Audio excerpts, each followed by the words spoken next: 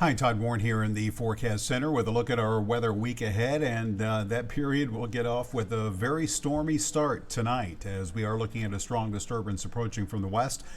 Today we've seen a mixture of clouds and sunshine. Those clouds will be on the increase as we go through the rest of the day, and as the disturbance, which is now well to our west, approaches, we'll see thunderstorms continue to increase to our west.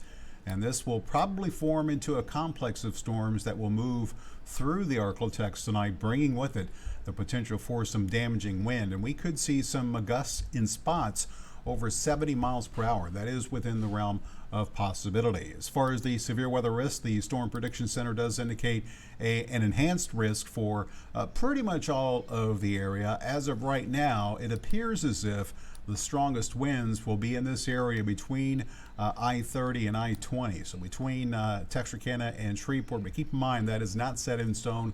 That could happen pretty much anywhere across the region. So here's a look at the latest from Futurecast. And you can see that as we go through the evening hours, those thunderstorms will begin to move into the area very late this evening. The leading edge of the storms by midnight, extending from about Ashdown, Texarkana, right along Interstate 30 down towards Mount Pleasant. We'll see the progress to the south and east, and you can see right in here, see how this kind of bows out just a bit? That is the location where we could begin to see wind issues with this line, at least more enhanced wind issues, which could produce some wind damage across that part of the area. That is at 2 a.m. We'll see the storms begin to move into Shreveport, and as we progress our way through the rest of the nighttime hours, Futurecast does send that activity very quickly to the east into Mississippi by sunrise. Other models do continue with a chance for some rain early in the morning across the southern sections of the Arklatex. But it does appear as if that time frame from about 11 p.m. to say 3-4 a.m. is going to be the time frame where that severe weather risk could be highest.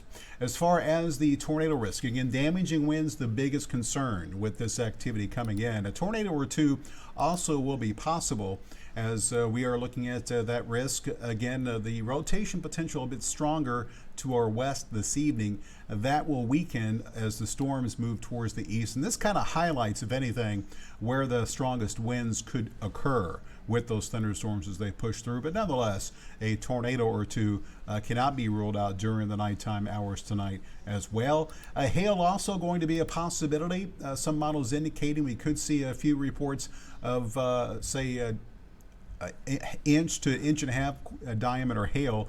In other words, say quarter-sized to half-dollar-sized hail, and you can see what Futurecast is showing as far as the timing of that moving forward here, heading into the nighttime hours tonight. You can kind of see, again, this kind of highlights where those storms will be strongest between I-20 and I-30. But keep in mind that still very well could change depending on where the storms eventually do develop.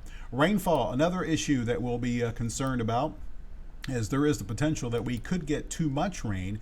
This is the latest output from Futurecast showing, again, 1 to 2 inches, but with some locations seeing more than 2 inches, 2 to 3 inches. Other models do show a few isolated spots, possibly picking up 4 inches.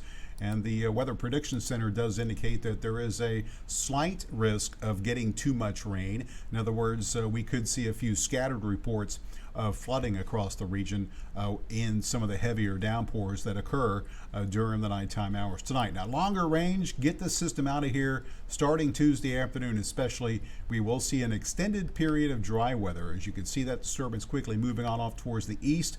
We'll see a big upper level low result in drier air moving into the Arklatex, and then heading into next week, another big trough is going to form here over the western sections of the country, ridge over the east. That's going to set up this southwesterly flow, which will bring us a chance of rain starting next Monday that very well could linger through all of next week. So moral of the story is once those storms tonight move out, get outside and enjoy the sunshine because it does look a bit soggy looking ahead to next week.